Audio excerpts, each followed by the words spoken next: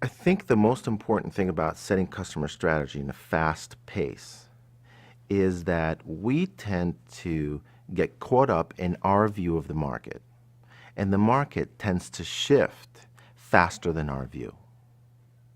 So the faster the market, the more we need to listen to the customer. It's about the voice of the customer. It's not what I think the customer wants, it's about what the customer actually needs.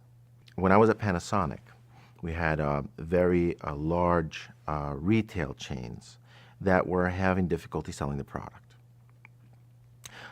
Their request to us was, you need to lower the price because this product is not selling.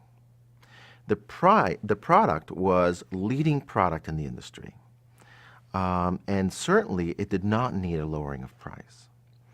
But the retailer thought that the price point was a bit too high, and that's the reason why they couldn't sell it.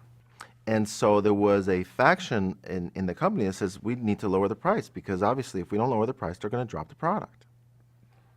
Somebody else said something very interesting. That said, you know what?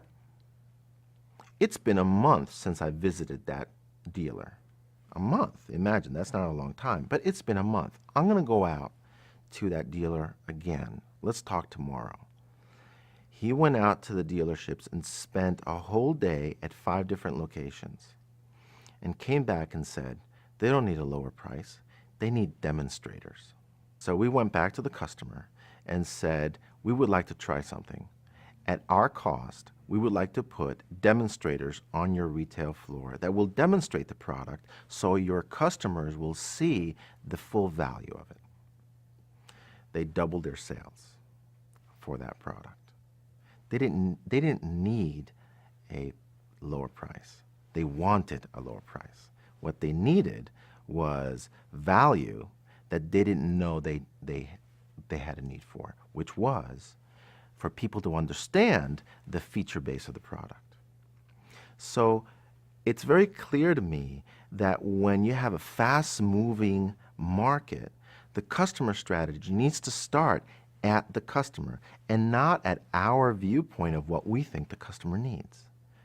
What we think the customer needs is usually tainted by what we can provide or what we're ready to do. Right? It's not usually inclusive of some out-of-the-box thing. And this was a very out-of-the-box idea, you know, that a sales guy at a lower level said, what these guys need is demonstrators, and it saved the product.